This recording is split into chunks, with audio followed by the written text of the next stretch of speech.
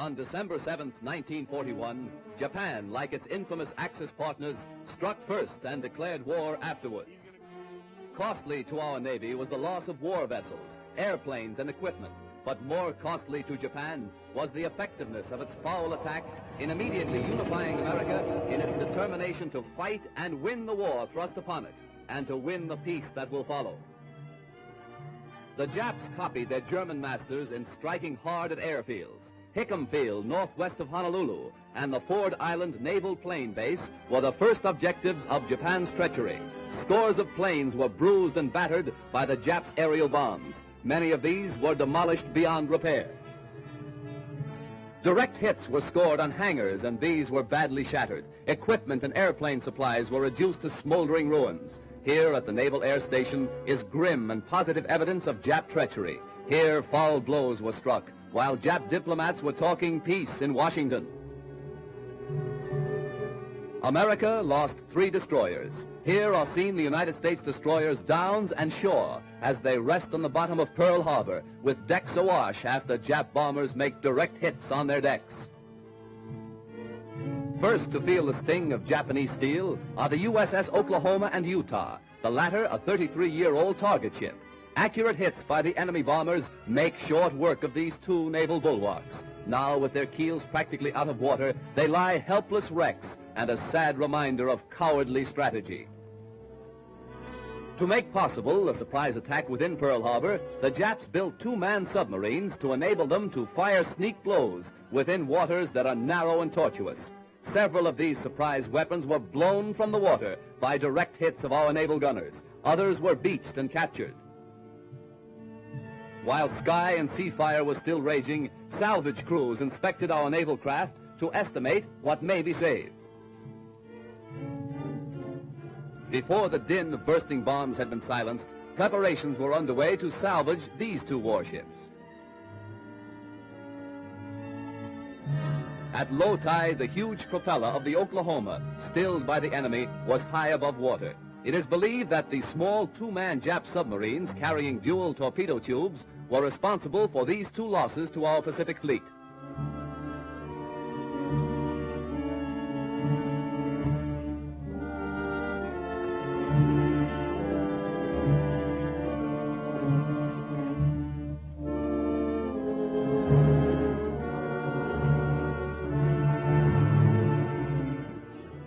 Here is the actual bombing of the mighty USS Arizona by Jap planes. These pictures were made by a fearless cameraman who thought nothing of his personal safety to make possible this record for all posterity. A single lucky hit was responsible for the disaster that befell the Arizona when a Jap bomb falling directly through one of the battleship's funnels exploded in the engine room and set ablaze tons of fuel oil. Dense black smoke billowed to the sky as the massive control tower began to keel over. The Arizona's courageous crew stuck to its guns until the very end. Here was displayed heroism that will live forever in the glorious annals and traditions of the American Navy.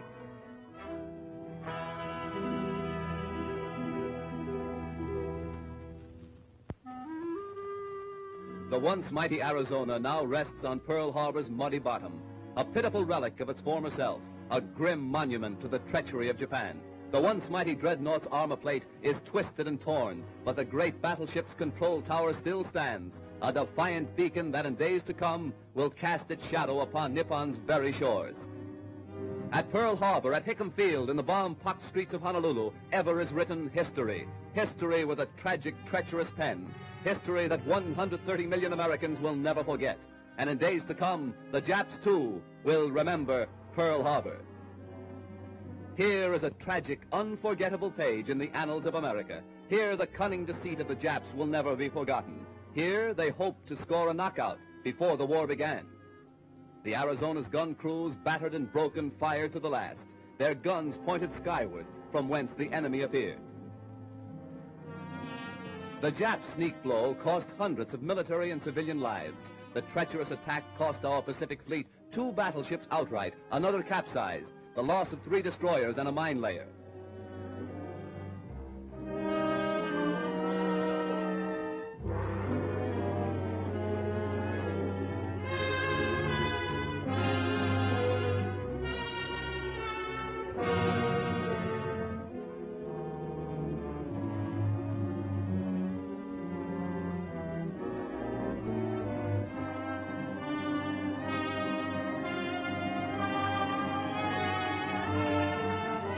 While bombs were still bursting and flames still pouring from our shattered naval craft, a light United States cruiser valiantly moves out to join the fleet and avenge Pearl Harbor.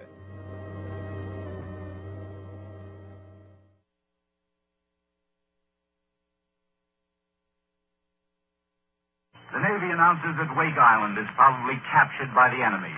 And now it is disclosed that fewer than 400 Marines held Wake Island for at least 14 days against heavy Japanese attacks. The Marines had 12 fighter planes and a small quantity of weapons. They were commanded by a 38-year-old Marine Major, James P.S. Devereux. They sank one Japanese light cruiser and 3 destroyers. They held out against 13 raids.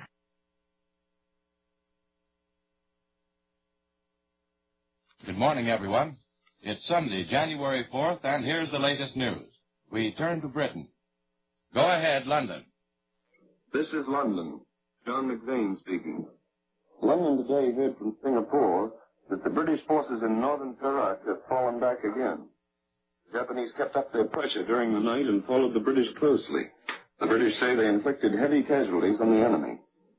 The Japanese yesterday made a landing at Weston in British North Borneo. Japanese ships off the west coast of Malaya were bombed last night, and 24 enemy planes raided Singapore. American and British planes based in Burma attacked a Japanese aerodrome in Siam. They shot down 2 fighters in the air and destroyed 4 planes on the ground.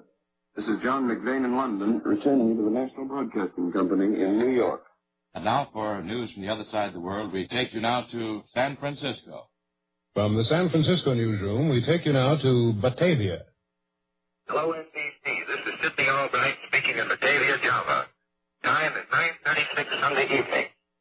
Today's most important piece of news in the Netherlands East Indies is the appointment of General Wavell as Commander-in-Chief of all Allied forces in the Far Eastern area.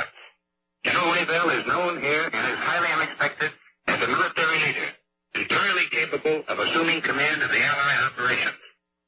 Like General Wavell, Admiral Thomas C. Hart, Commander-in-Chief of the United States Asiatic Fleet, is also well known to the people of this country. Only a short time before the Japanese launched their attack on the Philippines, the Royal Netherlands Navy, CNC, visited Admiral Hart in Manila. The head of the Indies Army, General H. Treporton, was conferring in Manila with General MacArthur and Admiral Hart when his predecessor, General Berescott, was killed in a plane crash in Batavia. At that time, Treporton was Chief of Staff. Further details of the new Allied command apparently are unknown here, or else are being kept a closely guarded secret. In any event, there is a great deal of speculation as to the location of the headquarters. Some say it is likely that General Wavell would select Malaya, whereas others are of the opinion that Java is the logical place, because it occupies the key position in this section of the theater of war. Nevertheless, there is wholehearted approval here for the plan. In fact, for any plan which brings the Allied nations closer together. Another expression of loyalty reached the government today from the Achi warriors in North Sumatra. They have offered to organize guerrilla bands to harass enemy landing parties and parachutists. Any attempted landings in Achinese areas would find hard going against these unsubdued jungle fighters. I now return you to the National Broadcasting Company. We now return you to New York. Again in our newsroom in New York, we bring you a late bulletin from Moscow. The Soviet Information Bureau declared today that the Russian advance is continuing on all fronts and that a number of additional populated areas have been reoccupied and much German equipment has been captured. And now for news from our own nation's capital, we switch to Morgan Beatty in the newsroom in Washington. The Battle of the Philippines continues unabated. There are no new announcements from the War Department this morning, but even the Japanese foresee a long struggle before they subjugate the island of Luzon, the stronghold of the Philippines. Tokyo newspapers are warning the Japanese public today that guerrilla warfare probably will continue for some time. That's one way to explain the Japanese need for large troop concentrations in the Philippines after the Japanese claim a victory. For those troops will be needed. Not only is there a possibility that General MacArthur can hold out for a long time, but also the Filipinos themselves are not easy to whip. That's all for now. And that's the news up to this moment. These have been reports by John McVane in London, Morgan Beatty in Washington, and Sidney Albright in Batavia, Java. This is the National Broadcasting Company.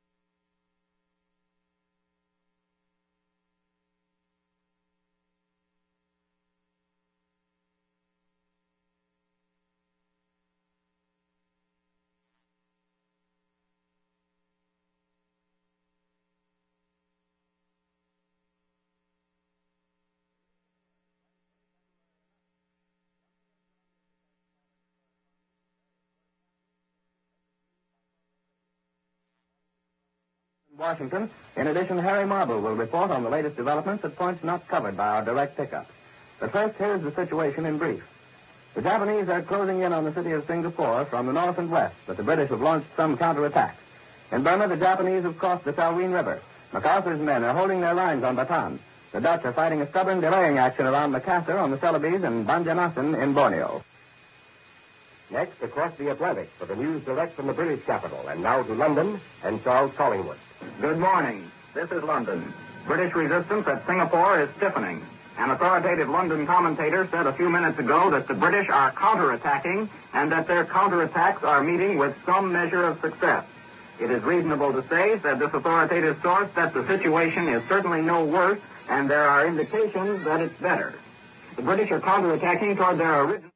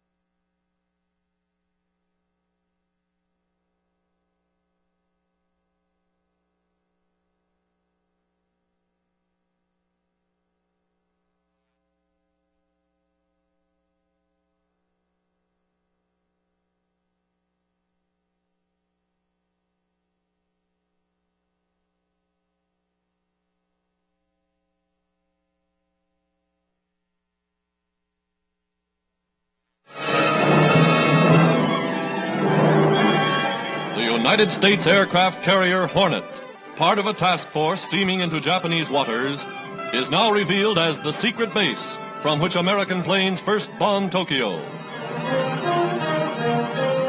Here is that secret airfield. 16 B-25s, twin-motored Army bombers, lashed to the Hornet's flight deck. The dramatic saga of a combined Army-Navy mission that brought panic to Japan and stirred the world for its brilliance and daring. Colonel Doolittle, now a major general, assembles his 80 volunteers before the flight. Not until this moment is their objective revealed, the heart of the island empire. A fitting touch. Japanese medals awarded United States officers for humanitarian aid to the Japanese people are returned attached to 500-pound bombs. Now, in heavy seas, some 800 miles off Japan, enemy patrol boats are sighted and sunk.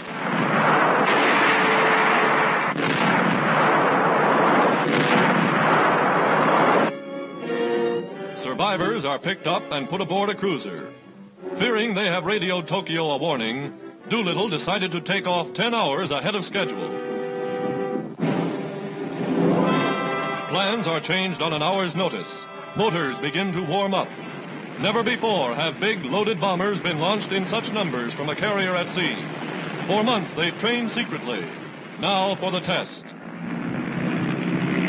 Doolittle's plane is first down the runway, the commander leading the flight. As the carrier plows through heavy seas, one bomber after another soars from the flight deck, pointed for Japan.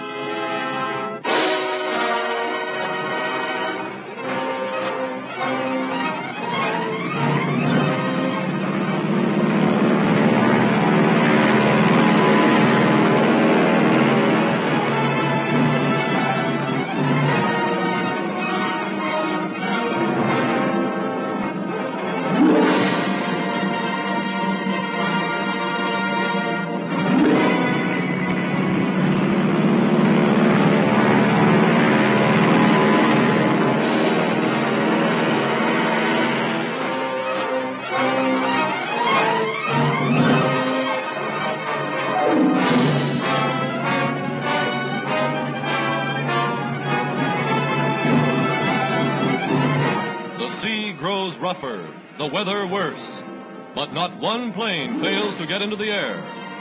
Taking the gale in its teeth, each bomber sets its course for carefully prearranged military objectives in Japan, a course that will put them over Tokyo at high noon in broad daylight.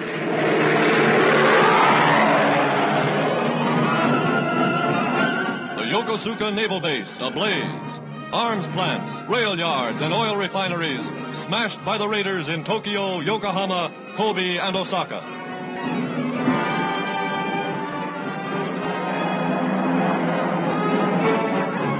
Then journey's end for the great adventure. Fuel gone, 15 of the planes are wrecked as their crews are forced to bail out over China and Japanese-occupied territory. The Japanese government flatly admits that of 8 uniformed flyers captured, some have been executed. This in flagrant violation of all international law. 64 of the 80 men who took off were rescued, and most of them have returned to duty. In Chongqing, Madame Chiang Kai-shek honored Doolittle and his gallant men for a raid that did much to shake the complacency of the Japanese warlords.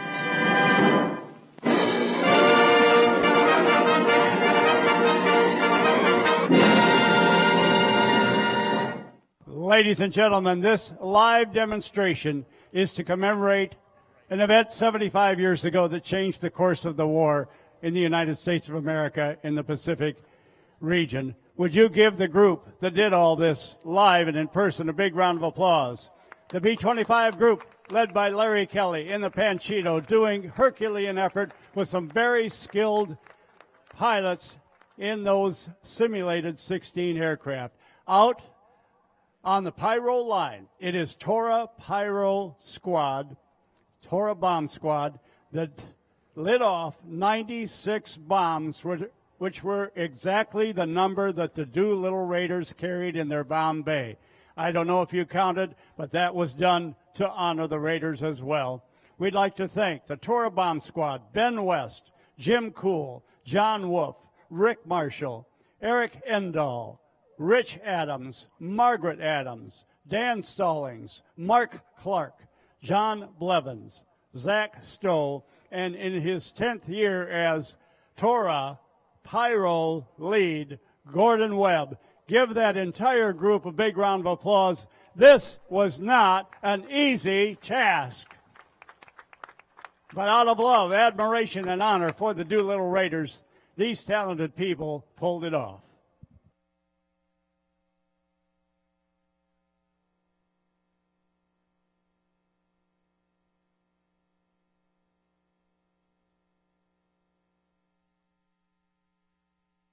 Tonight's air show in its entirety, the daylight portion, the twilight portion, and the nighttime portion, sponsored by GE Aviation. Thank you, GE, for allowing us to come out in the cool of the evening and enjoy this spectacular event, the first of two this year, tonight and again Saturday night, as you get an excellent view of the landing of the multiple B-25s.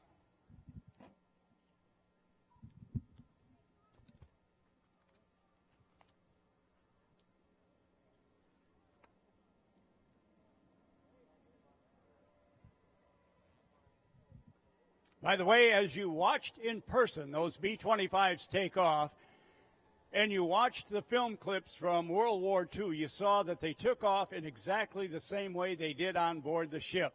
Single file to avoid collision with each other, due to a characteristic of the nose gear that has it wobble back and forth and kind of travel a little bit to the left and right. They didn't want to be able to take the chance of hitting another bomber, so they did in 500 feet of length in a very heavily loaded bomber with bombs and with gasoline. They were able to force the aircraft off the deck of the Hornet. Same technique they used on takeoff tonight.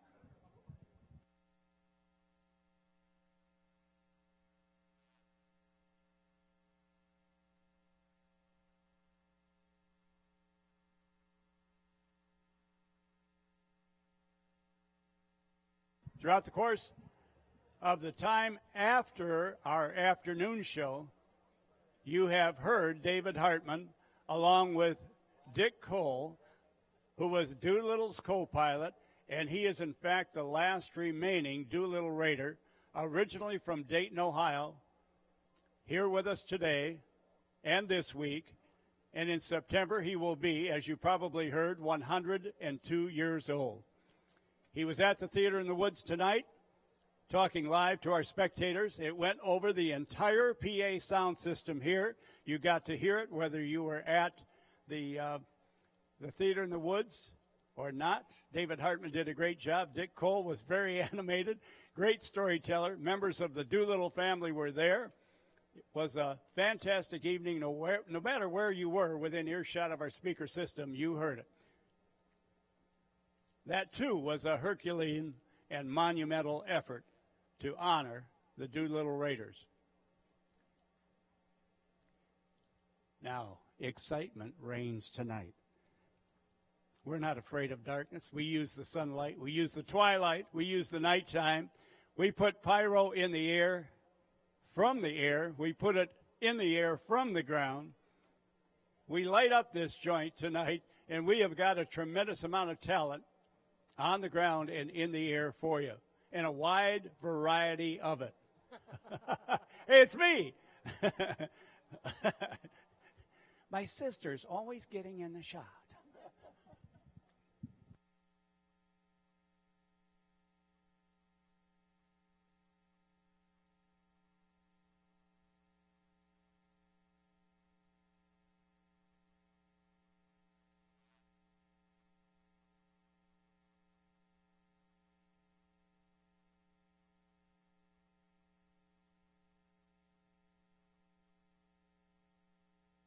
The Model Ts that you see on the Jumbotron are the Lindbergh Model Ts, simulating the arrival of Charles Lindbergh and the Spirit of St. Louis airplane in Paris.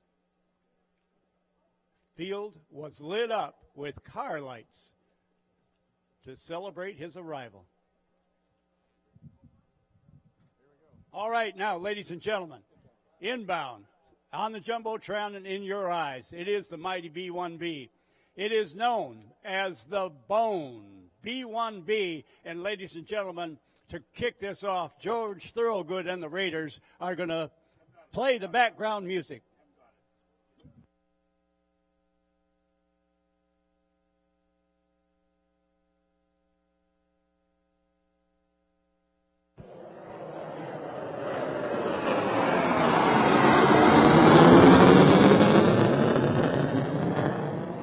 Four afterburning engines in the last swing wing bomber or swing wing fighter that we have in our inventory. Ford convertibles looking for equal time on the ground with the alarms going off. It has a variable wing sweep. Full forward, it's at 22 degrees for takeoff and landing at slower speed. Then in flight to achieve a speed in excess of 1.2 times the speed of sound, the wings swing back to 67.5 degrees.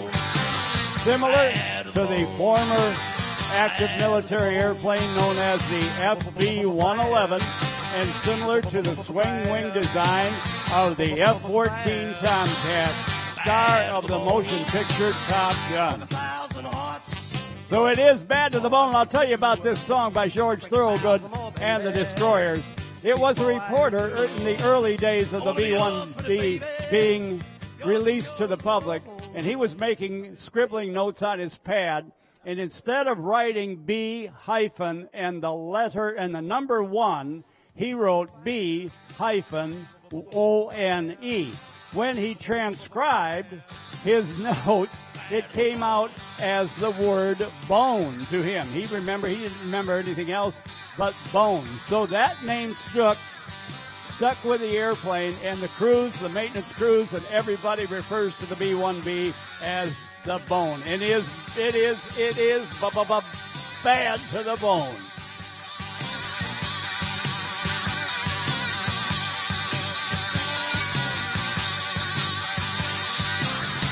The B-1B holds 61 world records for speed, payload, and distance.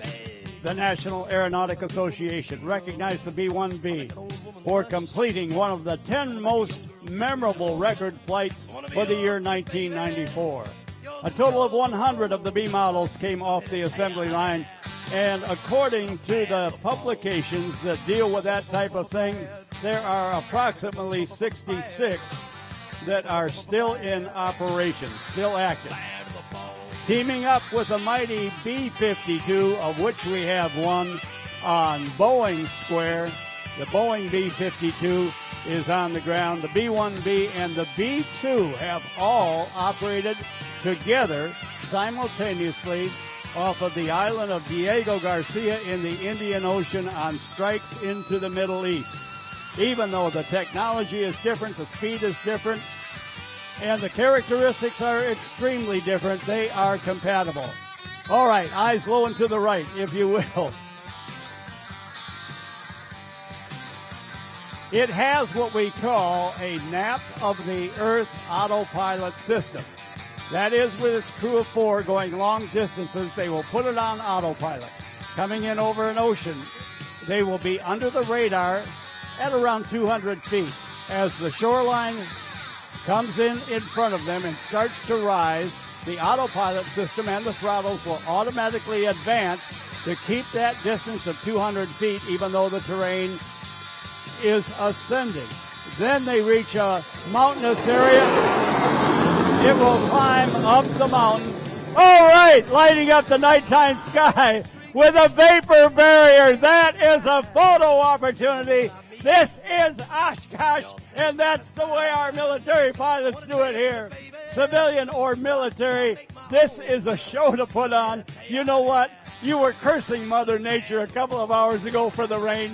she put moisture out there so that would create a vapor barrier. And that's showing you what the sound waves, what the shock waves are doing at the wing. When they don't break, you're not going to break any windows. When it's a wall like that, you're safe. If that thing disappears, you're going to crack some windows, and that is career-threatening in the military. A crew of 4 on the B-1B, aircraft commander, the pilot, the offensive systems officer, and the defensive systems officer. 4 mighty GE engines, each producing 30,000 pounds of afterburner thrust. And as you can see, our B-1 pilot lighting up the skies in afterburner with a B-1B and changing the variable of the wing.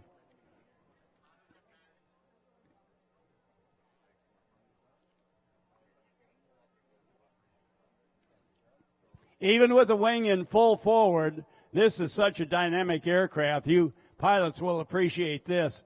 At a gross weight of about 400,000 pounds of landing, touchdown speed will be about 195 knots.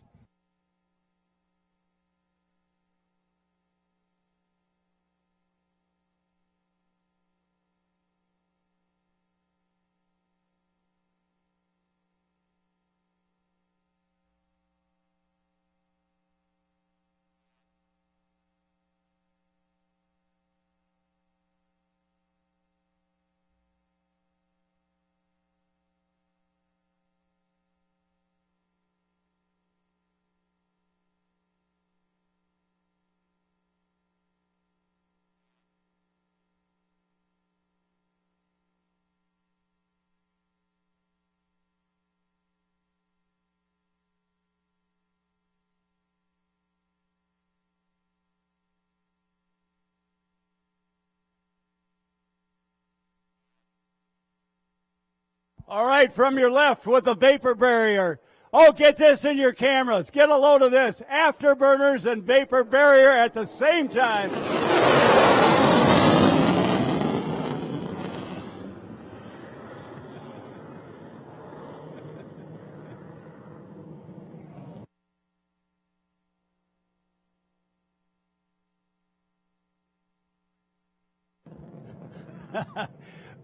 Folks, by your applause, how do you like the party so far?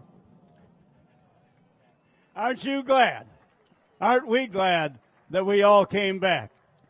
Tonight's show is sponsored by GE Aviation. We thank them so much for being on board and sponsoring tonight's event.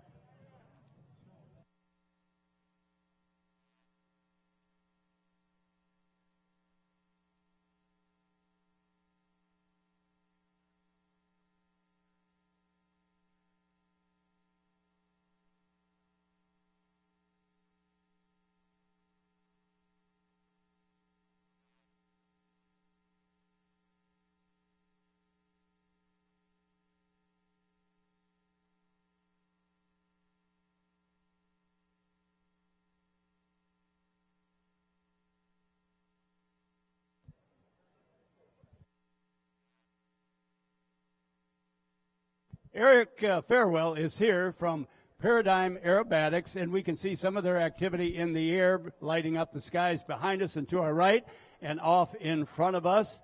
And as we enjoyed you so much last year, we're very anxious for you to come back and give us some more entertainment. Eric, I'm going to turn it over to you. It's all yours. Well, Danny, it's an honor, my friend, truly. And we are going to get started here in just about 2 minutes, guys. We got a little bump here with Lindbergh not being able to fly tonight. But I got to say, we're honored because if you look at the sky to the west or the north, it's just absolutely gorgeous, isn't it? So as you can see right now, you got Manu climbing up there on the Jumbotron. You can see him. You can see all of our pilots lining up just right of show center. And as Danny said, my name is Eric Farewell with the Paradigm Aerobatic team. I'm from Lake Wales, Florida. And I have to tell you guys, being here at Oshkosh is truly a dream for us. Last year, we premiered or debuted this show here at Oshkosh.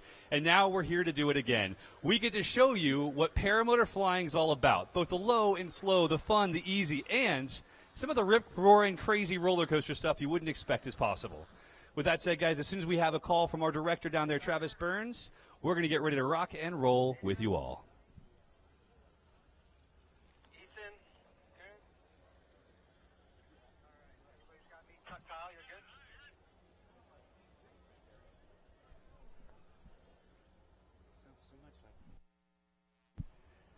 I just had to point this out. Rob Ryder just came up to me and said something that was pretty important. And I'm actually, you know what? People have always made fun of the way ultralights sound.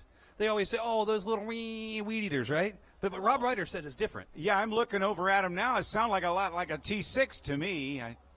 You know, I'm going to tell Aeroshell that we're going to steal their soundtrack and just play it over the speakers from now on. You know, it's interesting, though. If you got a second before we go on? I think we got about another 10. All right, well, those who remember the TV show Sky King from back in the 50s, he flew both a T-50, a Cessna T-50 Bobcat with 300 horsepower Jacobs engines, and then a Cessna 310. But in the show, it was always the sound of a Twin Beach. Hey, you got to do what you got to do. That's right. So it was all twin 450 Pratt & Whitneys. Very, very cool. Well, as we've got Aeroshell taxiing out of the way now, we are warming up our engines, getting ready to kick off this show. As you guys will notice, we've actually got lights, we've got smoke. It's a little different show than last year, and that is something we've worked really hard on. We hope to be able to bring more and more to this for you each and every year.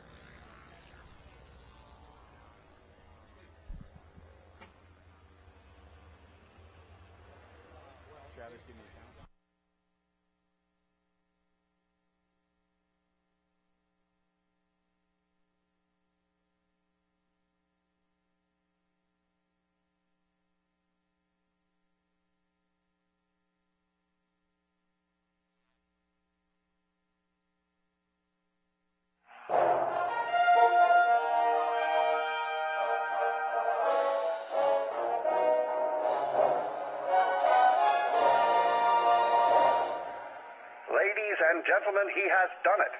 Charles Augustus Lindbergh has just landed the Spirit of St. Louis at Le Bourget Airport in Paris, France. After 33 and a half grueling hours, the Lone Eagle flew 3,600 miles and became the first person in history to fly nonstop between New York and Paris. Congratulations, Lucky Lindy, for making history, not to mention $25,000. Lindbergh, oh, what a flying fool was he.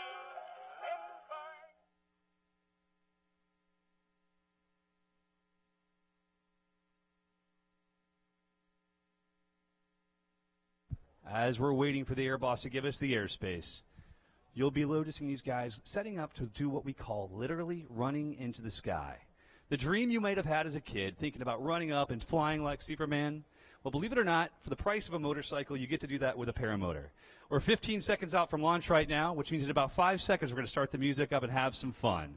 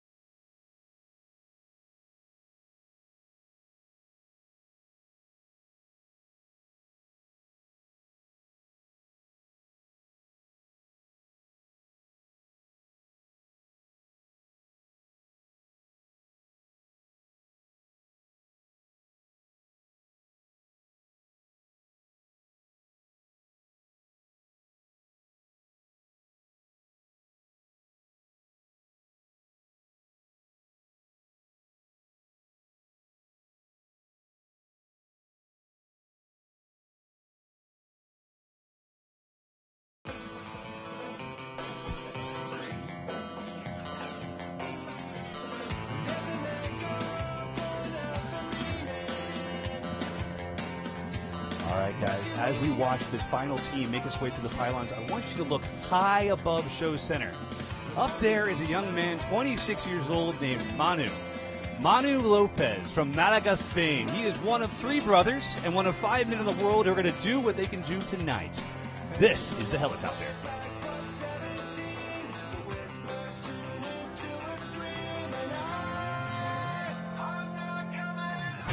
And now the set.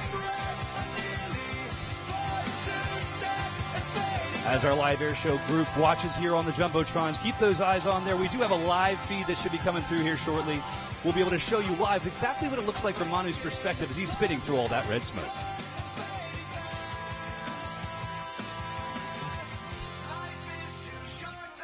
That's a stall. Big old dynamic stall. A lot of people ask what happens if the wing collapses. Well, that's what happens. The wing collapses in poor conditions or by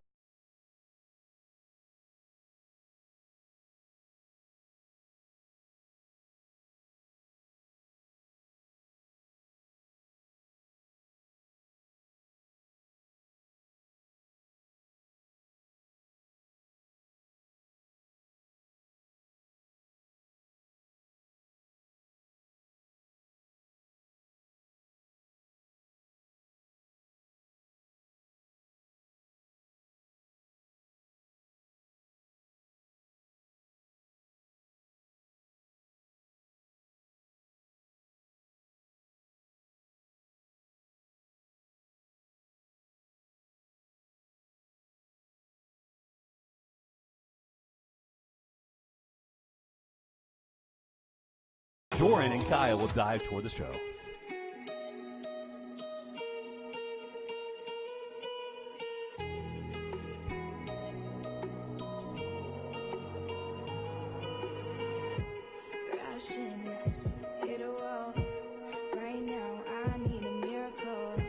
As you guys can see, this show is designed as a three-ring circus. You're not supposed to know where to look every moment of every day. We're going to bring three pilots down now in some high-energy barrel roll maneuvers, going completely over the top of the glider. Keep your eyes locked there on that pilot on the far left side. That's Tucker Gott. We mentioned him before. His YouTube channel is a blast. And what you'll see him doing here is building energy and looping over the top of the glider.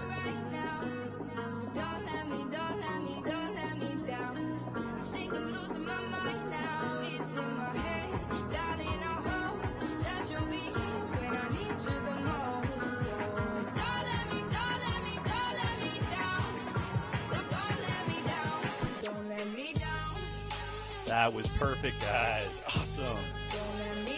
As these three pilots bring themselves closer to the crowd, they're going to go through the pylons once again, what we call the Fuse Lenses Pass. Fuse Lenses makes quality custom replacement lenses for your sunglasses. Your very favorite pair you can't get anymore, they make those for you. And they support our team so much. We absolutely love them. Huge shout out to them for their support. But we want to bring your eyes again up high. These guys are going to do the world's fastest synchronized set. Now,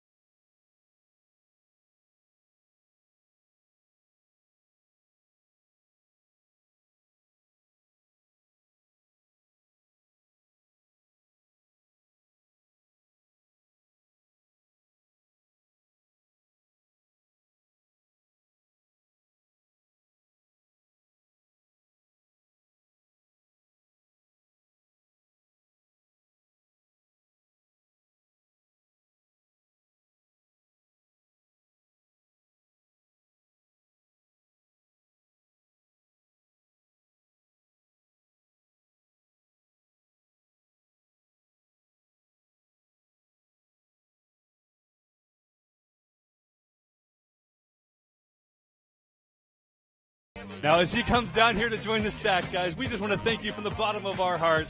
We have such a wonderful time here at EAA. We got to thank all of the volunteers, Dennis Dunbar, for trusting and allowing us to be here. A huge thanks to the FAA and the Milwaukee FSDO. Again, a thanks to Fuse Lenses and our other sponsor, Aviator Paramotor, where you can learn to fly just like this or in a much more placid, safe, and stable.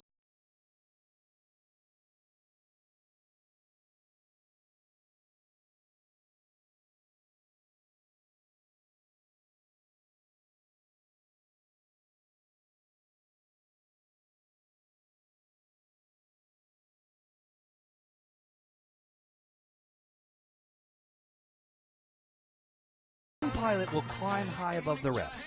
As he does, the rest of the pilots will break apart, and he'll fall down through the middle. But not just fall, he will fly backwards at 25 miles an hour. So prepare for the Aviator Parade Pass followed by the break.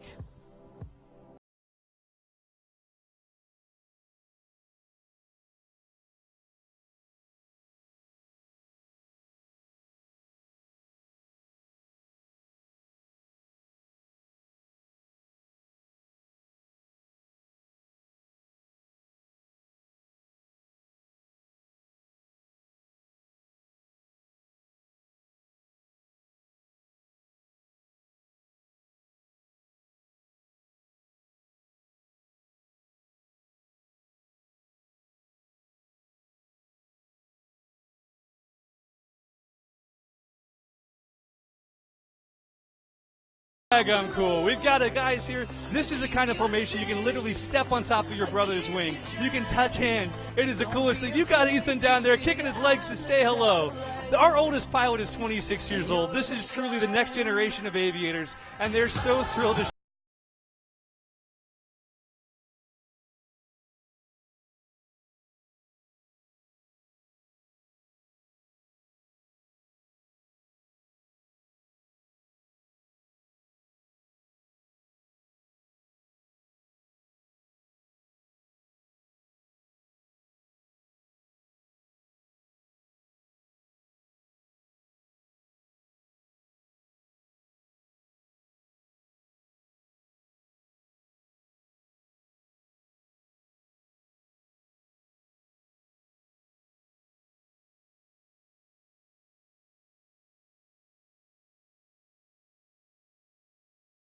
your eyes high up again. Watch him fly backwards. There he goes. Now, guys, as these gentlemen land, they're going to land right next to you. Make sure you high-five them. Give them a big round of applause. They're so happy again to be here with you at Oshkosh. We can't wait to fly Saturday night. And truly, guys, if you see us out there, make sure you take the time. They want a selfie with you. They want to be high-fiving. These guys love aviation, and they love Oshkosh. Rob, back to you, my friend. Eric Farewell, ladies and gentlemen, the Paradigm team. Oh, boy. Hey, come on, Oshkosh. One more big one for these guys. They are doing some cutting-edge stuff. Danny Clisham, you're on. All right, now we're going to turn the microphone over to our remote location with cousin Dave Kime. Dave, it's all yours. Thank you much, Danny. Hello, am I here? I am here. Yeah. Ladies and gentlemen, it's a great honor of mine to be with Mr. Alan Henley right down in front of the announcer's stand. This gentleman is the starter, the beginner, the genesis of the Aeroshell team. Unfortunately, he had an accident that forbids him from flying the airplanes nowadays, but guess what? He's here to help announce them. He knows all about it, way more than Danny Clisham, way more than Rob Ryder, and way more than I do, because he put this act together. And welcome. Really glad to be here. Thank you. And we've done this several times in a row, and he's getting better every day. I'm afraid he's going to take my job away from me here one of these days. We're talking about doing the day show next, so I don't know. That could just take my job away, bud. Well, we can do that, but I'm still a better pilot than I am an announcer. And I'm a better announcer than I am a pilot, so there we go. We can trade that off, bud. Anyway, he's going to tell you all about his friends. Uh-oh, I hit my mute button. I'm sorry. He's going to tell you all about his brother who's leading it, Mark, his brother Mark, his twin brother Mark. All right. Is leading the team in and the rest of the guys, and like I said, he's the man that knows all about it. He can tell you all about what's going on as these guys come in. Right. Let them know when to start the music, too. They'll start it on your cue. Well, they'll when they finally get headed in, we'll get the music cued in. And any of you folks that would like to shake this man's hand and say hi, come up after the show and say hi. Yeah. Great guy. I've known him for many years. Looks like they are headed in. And with smoke on, you want to call the music? Yeah, when they turn the smoke on, we'll turn the music on, too. Anyway, tonight we've got Mark Henley flying in the lead position, and Brian Reagan flying right wing, Steve Gustafson flying the left wing, and Gene McNeely is flying slot tonight. There's the smoke. Music man, hit it. All right, they are inbound for a big old barnstormer loop.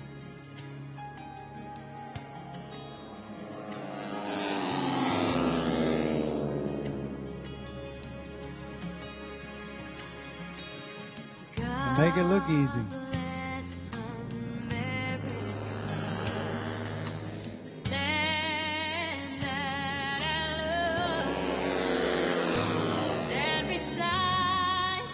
Okay. Anyway, they're coming up, going to do a big wing over to the right, come back in and do a big barrel roll. During the loop, they were probably pulling about 3.5 Gs. The barrel roll is actually done at about 2.5 Gs. Hard to believe, but they're actually doing it over 200 miles an hour right now.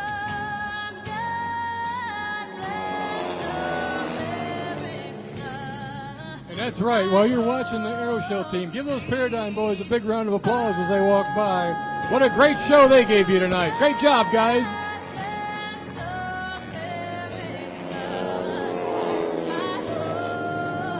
All right, anyway, the team is exiting off to the right. They're going to reposition and come back in and do a big bomb burst for us. One thing I did want to mention, Aeroshell being our primary sponsor, they are really pleased to be here at Oshkosh. And anyway, they have been with us so long. Shell actually started in the aviation fuel and oil business back in 1909. Right. They have been in the business over 100 years. That's amazing. I tell you what, too, we want to get everybody's cameras going for this. Yep, coming in for the bomb burst. One of the most beautiful maneuvers they do. Get your cameras ready, folks. The bomb burst from the Aeroshell aerobatic team.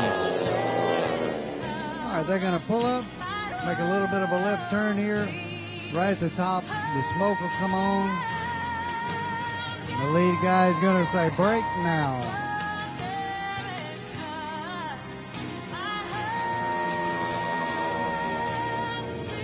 Isn't that pretty? How about that, folks? Give them a round of applause. We've got Steve Gustafson on the left side and Brian Reagan on the right, coming back in to do a big opposing loop.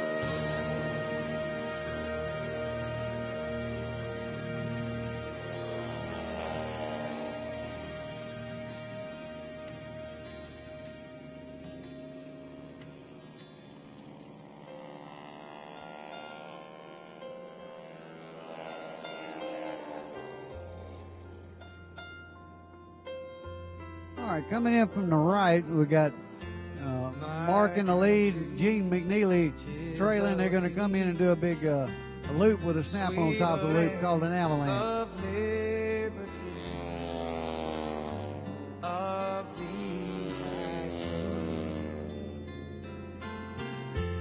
Land where my fathers died. Big old snap roll. Land of the pilgrims pride. From every There you go. You got two big hearts in the sky. Now this is really a challenge here. We have Mark and Gene, they're joining up, and Steve and Brian, they're going to come back in here and do a barrel roll. Both of them will do a barrel roll, and they're going to get try to catch up with each other at this point. I love thy rocks and rills, thy woods and template hills. My heart with rapture thrills like that They make it look easy. While they're repositioning, let's be sure and thank their sponsors that makes it possible for them to be here. Let's not forget Aeroshell, Honda Generators, Pico Foods, Champion Aerospace, Kimmel Aviation Insurance, Bose, Lincoln Welders, Goodyear, Hooker Harness, CJ Aviation, Aspen Avionics, Concord Batteries, Strong Parachutes, ACF 50, Covington Engines, Rapco Replacement Parts, Aces Systems, Whalen Lighting, Mid-Continent Instruments, Avionics Installation, Aircraft Spruce, ICOM, Jeppesen, WSI In-Flight, L3 Communications, Desert Tire, BS Engineering, Genesis Autopilots, Trade-A-Plane, JPI Instruments, Aerospace Cardiology, Bendix King, Fuse Lenses, Yonkin Aviation, and Pulse Lights at PreciseFlight.com. All right, we're doing a finger four slide now. Gene on the right side, he's going to transition into slot during the middle of this roll. Now, as Is that as hard as it looks, Alan? Yes, it is. That's one of the hardest things. You know, of course, the other three guys, they're just doing a regular barrel roll, but Gene having to go from the outside down into that slot position, it takes a lot of timing and a lot of horsepower. It's amazing. You guys make it look so easy. After all these years, you've always made it look so easy. Coming in for another photo pass, giving you a bottom shot. We'll get to see that big Aeroshell sign on the bottom.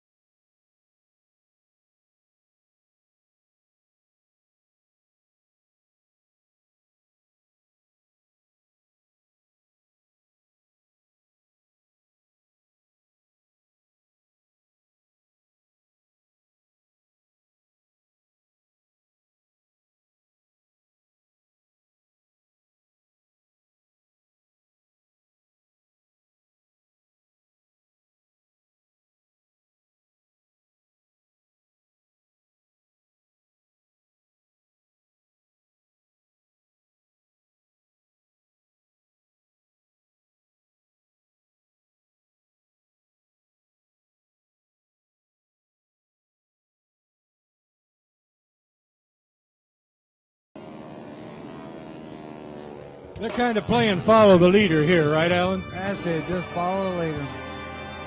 This is actually a lot of fun to do.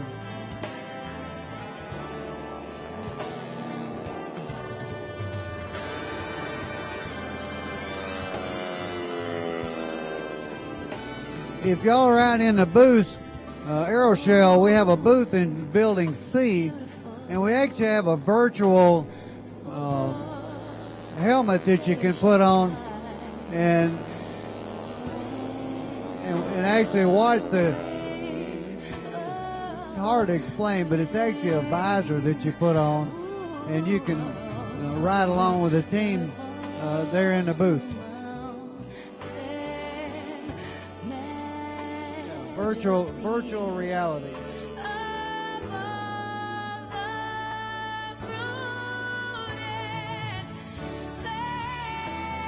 All right, they're exiting out to the left, getting ready to set up and come in to land. Now, I don't know if they're going to give them time enough to do their burnout. if they do, folks got something to watch there, too. I hope so. And as I've always told folks, not a tire will be harmed, but it's a burnout that NASCAR and NHRA cannot compete with. You better believe it. We'll see if they give them time for that. I don't know. It's starting to sprinkle a little rain. We got enough wind, it ought to push the smoke out of here. Yeah, it sure should. We had that problem the other day with the wedding invitation. But it worked out. After their show the other day, there was a little radio conversation, and somebody got engaged, thanks to the Aeroshell team. How about a big round of applause for them right now, folks? The Aeroshell Aerobatic team. And how about a bigger round of applause for Mr. Alan Henley narrating, the man that started it all, right here. And I'm sure he'd like to say hi. If you want to come up here and say hi to him, he's sitting right here, umbrella over his head. Tell him hi and thank you for putting together this wonderful team. Thank you so much. And I've got a special guest, my son, Brandon, who's 11. He's up here, too. He'd like to say hello, too. He was helping narrate, wasn't he? He was. He was. I thought he was. That's good. Now, you know that the lady holding your umbrella back there is the one that designed your poster this year? Oh, wow. Did you know that? I did not know that. The Oshkosh Aeroshell poster was designed by Amy, one of our staff at the announcer's booth, Amy Arnold. She's the one that put that Amelia poster together this year. Amelia, I guess I should. I'm sorry. Yeah. Well, y'all come by the booth, and the team, they'll sign you one. The team is in the booth every day from 11 to 12. I think they're going to get to do the burnout. Okay, folks, watch now. Like I said, not a tire will be harmed in this burnout, unlike NHRA and NASCAR, but it's going to be a burnout par excellence. Let's watch. Yeah. You're welcome. Thank you, buddy. There you go. Thank you. Thank you, thank you. All right, they're pointed at you. Look at all them lights flashing. Hang on. Watch for the burnout. Here we go. Here we go.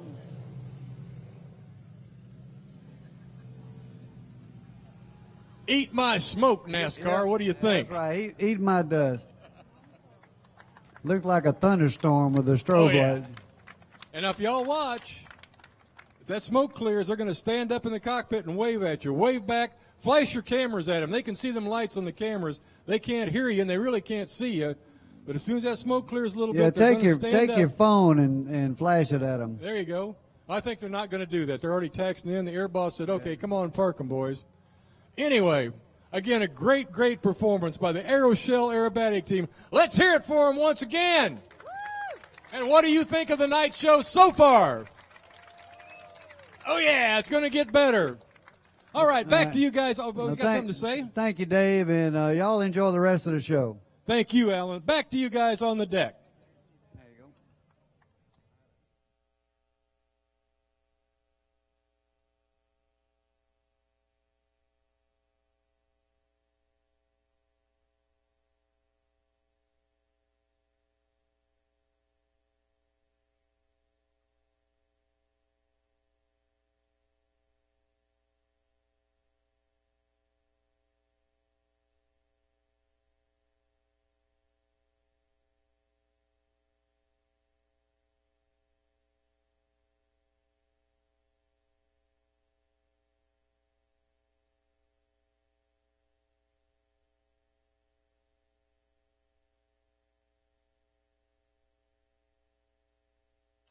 Well, I think you ought to be looking now to the left and high, inbound. Greg and Ashley Shelton. Danny Clisham, it's all yours. And get a load of this bit of imagination. You might have seen these two perform during the day a couple of days ago, but their imagination and their showmanship have lit up Ashley Shelton on the top wing. In the world today, we know of no other wing walking act around the entire globe that has used the imagination of LED lights inside the cowling and lighting up the daring damsel on the top wing. Greg and Ashley Shelton, relative newlyweds, are from Collinsville, Oklahoma. Greg grew up in Northern California where he watched the aircraft putting out fires from the air, the Bor-8 bombers, with fascination and with anticipation of doing that someday. Also listening to the stories of his father, who was a naval pilot. At a very young age, he got not only into aviation, but into aerobatics, building his own aircraft. And for this act, last year at our Black Tie Awards banquet in Las Vegas, Nevada, this couple, Greg and Ashley Shelton, received a very special award for their imagination in creating an entertainment form where the person on the top wing could be seen, and seen very clearly after dark. The illusion of the afterburner coming off the tail of the aircraft. It is the Airshow favorite, the Boeing Stearman. Very appropriate since Boeing is sponsoring the Boeing Square. This was a primary trainer in World War II, built to about 8,600 units, with more available through spare parts if necessary.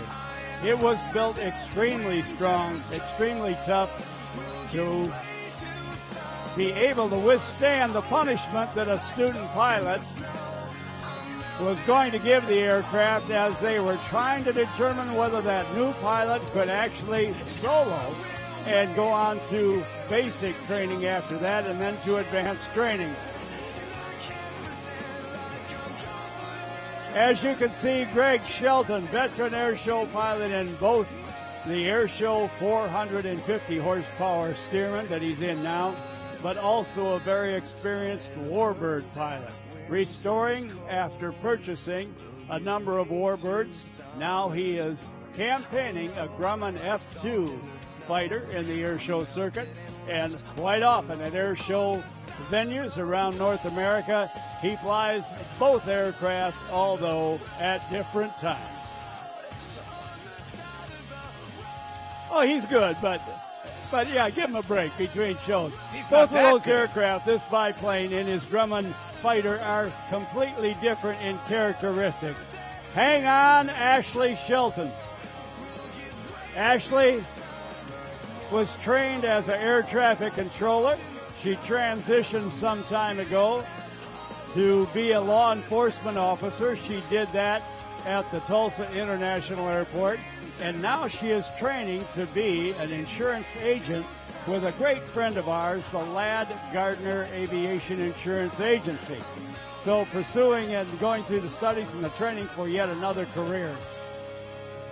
For that imagination and that showmanship of lighting up a person on the top wing, for the award they got last December, and for their entertainment in front of you, how about giving Greg and Ashley Shelton a big Oshkosh round of applause? That is too cool.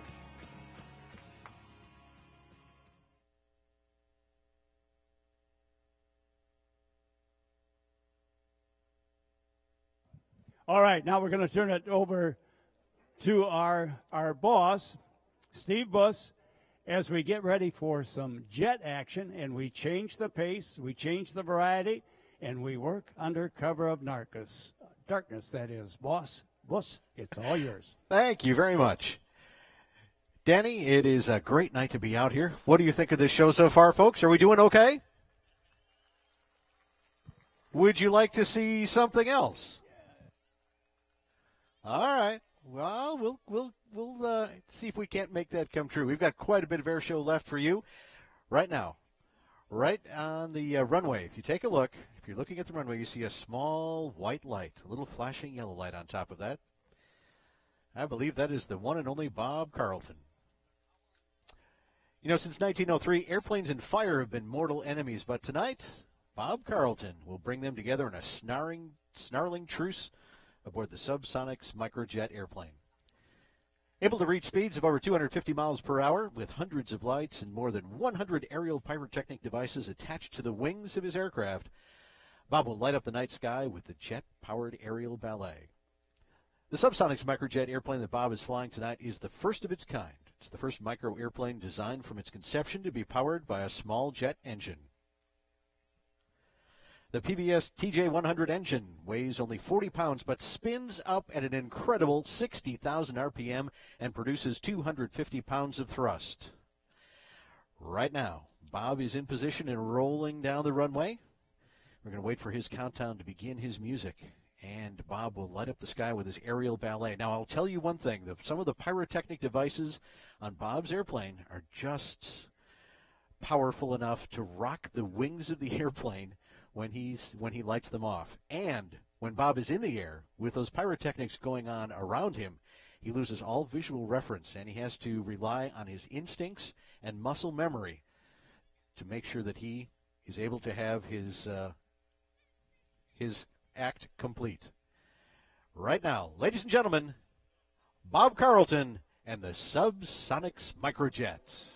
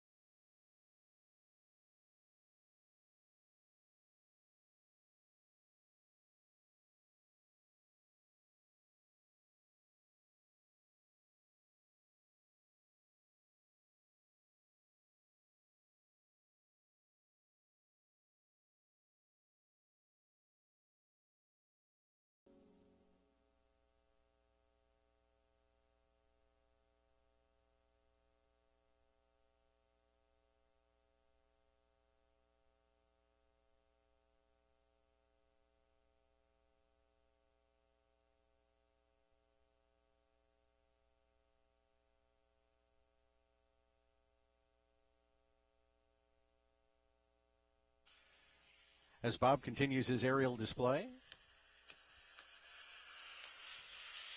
You know he's having some fun up there in that Subsonics jet.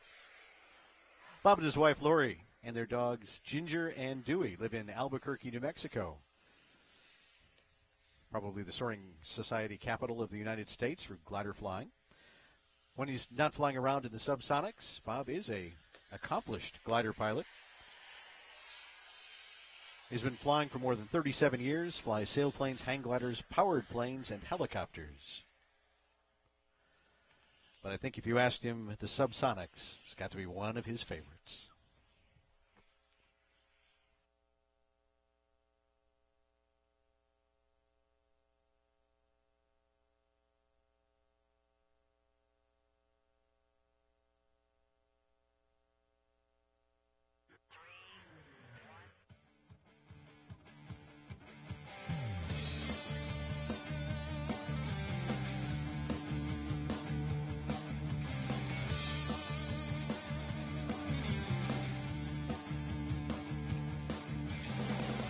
Well, Bob is setting up for his landing right now.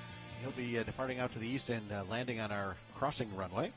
But he'd like to thank his sponsors, of course, Sonics Aircraft LLC manufactures the Sonics, the WayX, the Xenox, the 1X, and, of course, the Subsonics. And Subsonics comes as a kit, even as a quick build.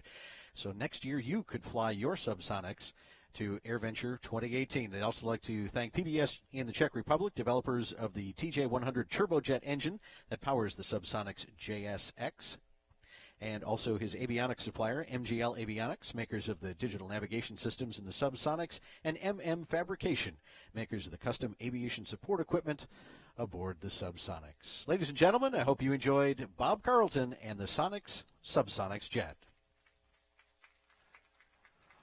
Right now, I understand we have some parachuters inbound to the jump zone. Mr. Rob Ryder, they're all yours. Thank you so much, Steve Buss. 3,500 feet is the jump altitude of the Patriots jump team. Isaiah, Justin, Larry, and Brad. As Bob Carlton gets back to come back in.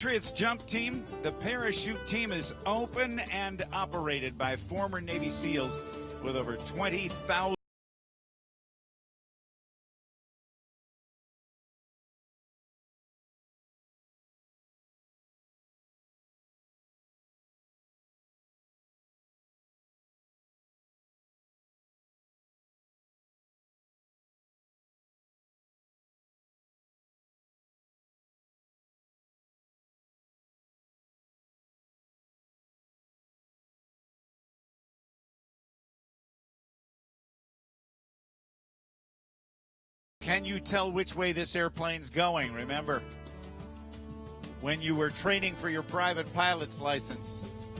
Well, it's obvious to see both the red and green position lights on the wingtips.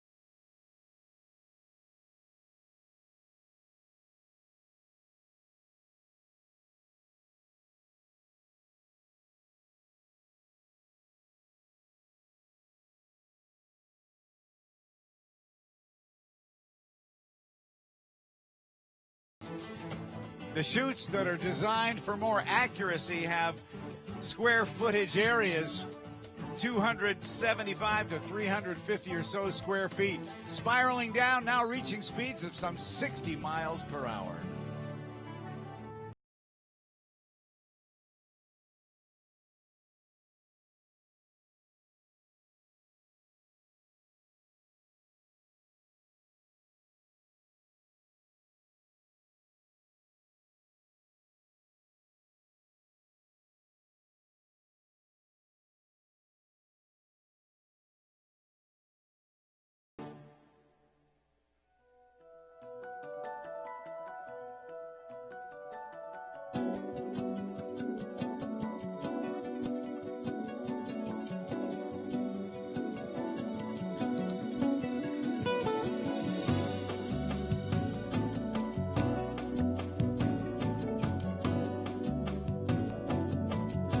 Ladies and gentlemen, make some noise and let's bring the Patriot Parachute Team right down by Show Center.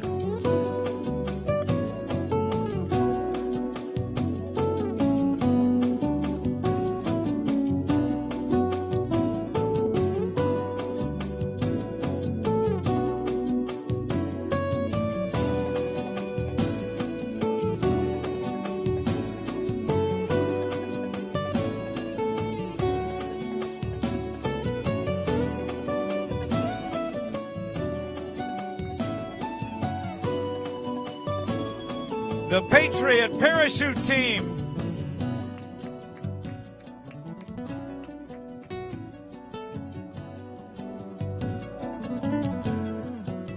A big round of applause for all four.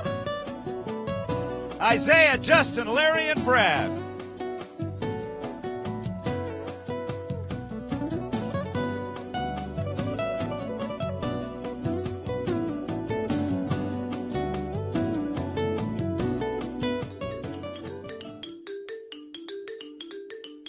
Now, ladies and gentlemen, I want you to keep your eyes to the right.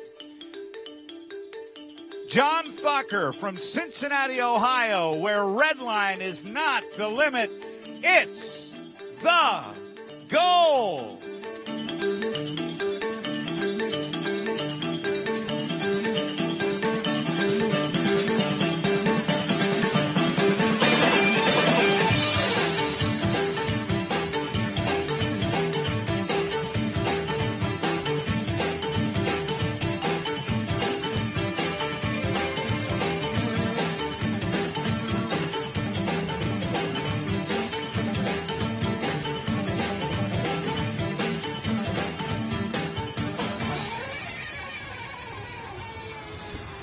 John Thacker retired from a 25-year airline career as a captain and an engineering test pilot on the Douglas DC-8, operating heavy cargo flights around the world for DHL Air Cargo. He's enjoyed the opportunities to fly historical military aircraft, including the T-6 Texan, the B-24, and even the B-17. Tonight, he flies an airplane he built himself. RV owners, rejoice, this is an RV-8. As a matter of fact, John Thacker has built 10 RVs and has another one that's about 2/3 finished in his hangar at the Butler County Regional Airport outside of Cincinnati, Ohio.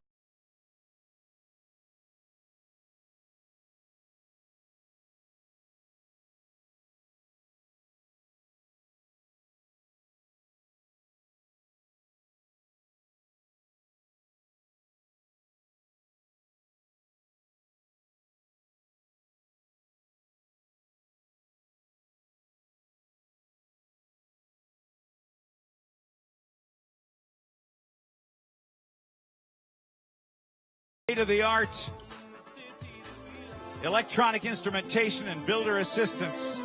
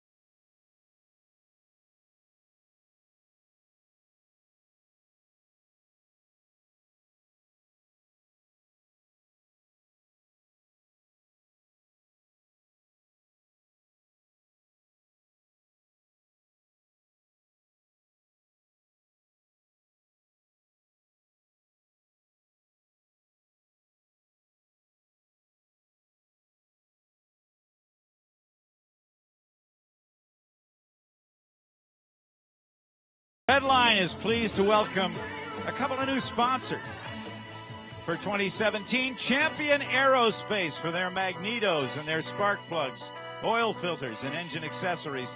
And, of course, Hartzell Propeller and Hartzell Engine Technologies, using the advanced structural composite propeller, providing superior performance and efficiency. Thanks to Hartzell, celebrating this year their 100th anniversary from starting to build propellers for the Wright Airplane Company in 1917. And now, in addition to Michael Goulian's aircraft, Sean D. Tucker's aircraft, the Redline aircraft, and many others, and in the entire Cirrus line of airplanes flying with Hartzell propellers, built on honor for 100 years.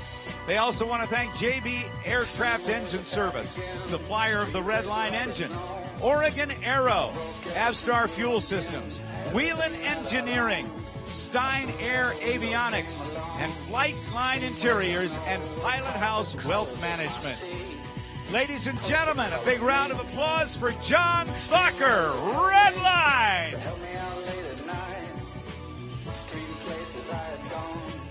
Ladies and gentlemen, another reminder, tonight's air show is sponsored by GE Aviation.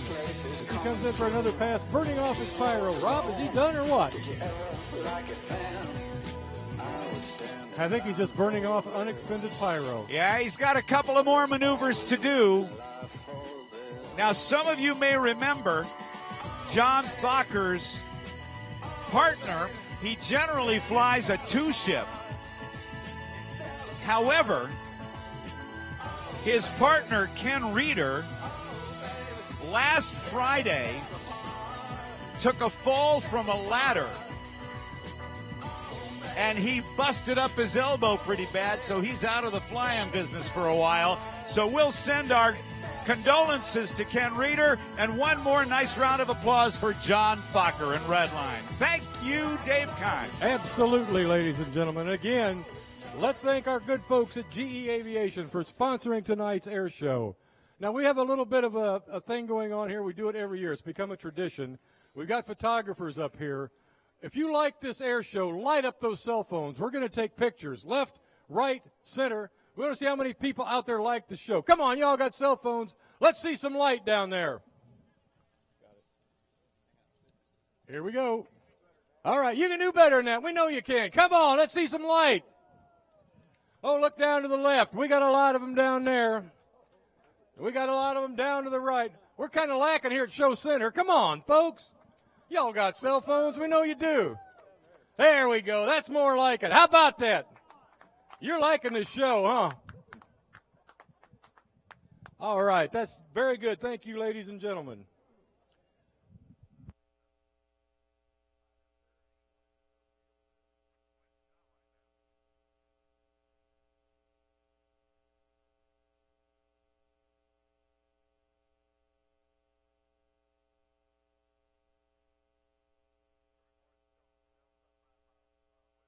Absolutely. Thank these performers, ladies and gentlemen. They're doing a great job for you here tonight.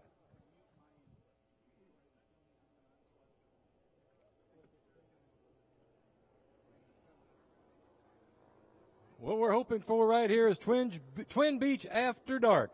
It took a year and a half to perfect, and with the diligent help and support of Wheelan Aviation Lighting and Lopresti Boom Beam Lighting, this has been transformed from imagination to reality. For dozens of years, the Beach 18s crisscrossed the country at all hours of the night, carrying airmail, freight, film, car parts, and other boxes and bags. Through any and all weather conditions, not going was not an option for countless flyers, many of whom are in the audience tonight. Mr. Matt Yonkin would like to dedicate this performance to our active duty military members, veterans, and to all the salty old pilots out there who cut their teeth on these fantastic airplanes. Now stay tuned for the arrival of the aircraft affectionately referred to as Magic by Moonlight.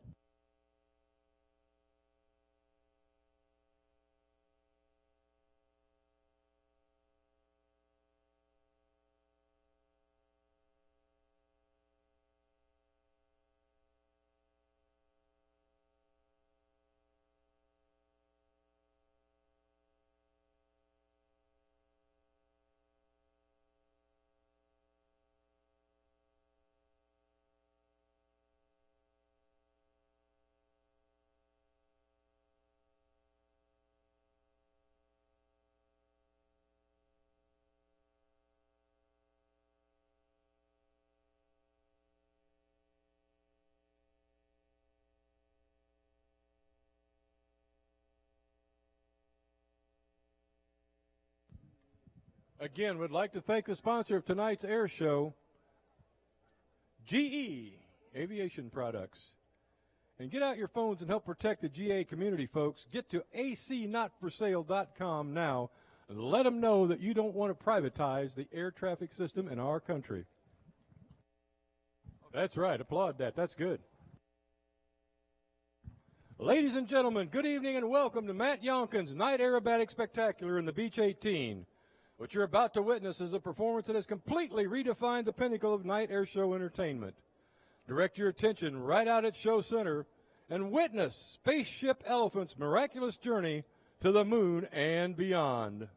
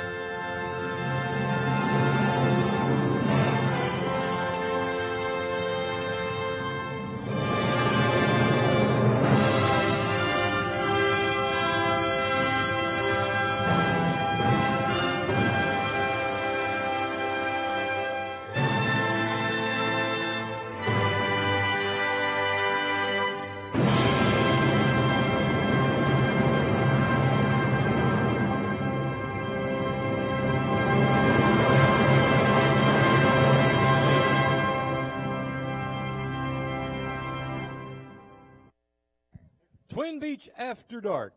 It took a year and a half to perfect, and you heard him take off right now with all the diligent help and support of Whalen Aviation Lighting and Lopresti Boom Beams. It has been transformed from imagination to reality. For dozens of years, Beach 18s crisscrossed the country at all hours of the night, carrying all mail, freight, film, car parts, and other boxes and bags through any and all weather conditions. Not going wasn't an option. Countless flyers, many of whom are in the audience tonight, know this well.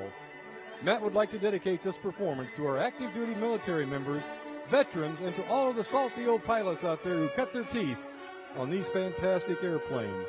Now stay tuned for the arrival of the aircraft affectionately referred to as Magic by Moonlight. Ladies and gentlemen, Mr. Matt Yonkin.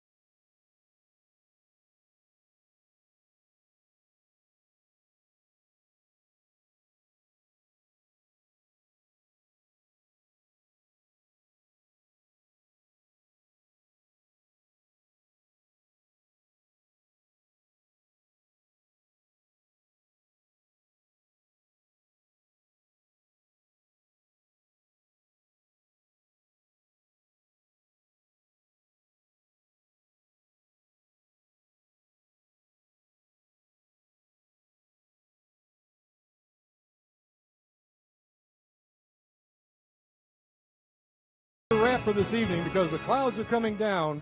Come back Saturday and see the whole deal. But put your hands together for Mr. Matt Yonkin and Phantom of the Night. He'd also like to extend a very special thanks to Jeff Gibbs, who mounted and installed all the lights on the beach. His sponsors include Tulsa Aircraft Engines, Hardy Aviation Insurance, Whalen Aviation Lighting, Lopresti Moonbeam Lighting, Champion Aerospace Spark Plugs, Parker Stratoflex Aircraft Hoses, Cleveland Wheels and Brakes, Acorn Welding for Aircraft Exhaust Systems, Pacific Coast Avionics, Davis Field Aviation for Custom Avionics, McFarland Aviation System for Aircraft Cable Systems, PS Engineering Aircraft Intercoms, Goodyear Tire Company, David Clark Headsets, Oregon Aero for Seat Cushions, Concord Battery, Pacific Oil Coolers, Hooker Harness, Aircraft Spruce, Vidalo HD Sunglasses, Softy Emergency Parachutes, Skyox Portable Aviation Oxygen, TrueTrack Flight Systems, CJ Aviation Fuel Pumps, ACF 50 Aircraft Lubricants, and Pops Leather Country. For more information on Matt Yonkin, his Twin Beach, and the other acts he flies, visit him at yonkinair.com and like him at Yonkin Air Shows on Facebook. Enjoy the rest of tonight's show and have a great night. If you can handle the rain, there's a huge fireworks show about to begin. Steve, tell them about it. That is true, Dave Keim. We may not have the ceilings to be able to fly airplanes, but we do have the ceiling and the conditions. If you guys will stick around, we're going to start the fireworks. Y'all want to see some fireworks tonight? I don't know. That didn't sound good enough. Y'all want to see some fireworks tonight? All right, let's do it.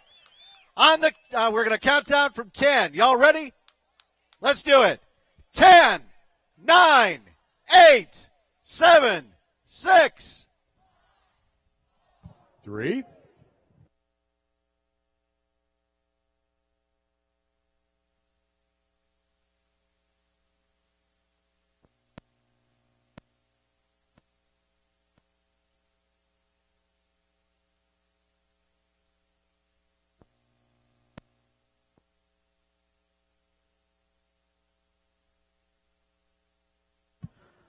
All right, well, that was just the practice. That was just the practice.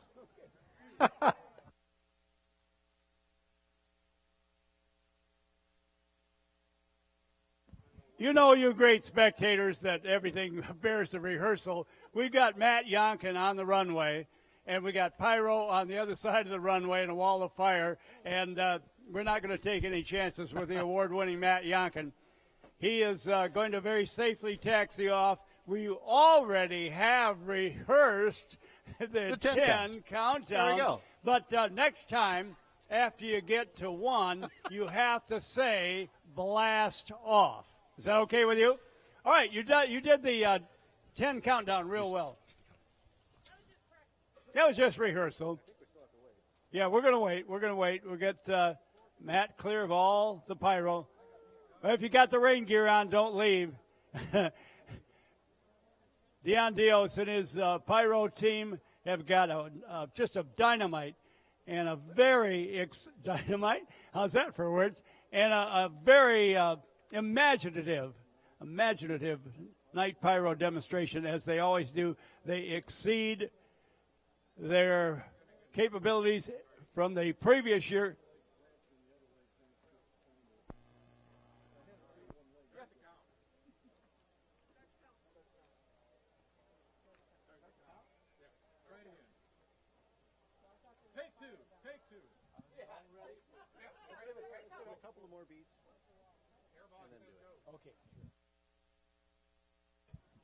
Well, boss, Steve Buss, let's see, we got the traffic clear. All right, you want to try that again? You folks did a great job. And now they tell us, the air boss tell us, the pyro guys tell us we are ready to go. So we're going to start you out, and then you're going to finish it. Remember, you have to yell, blast off. All right, 10, 9, 8. Something, yeah.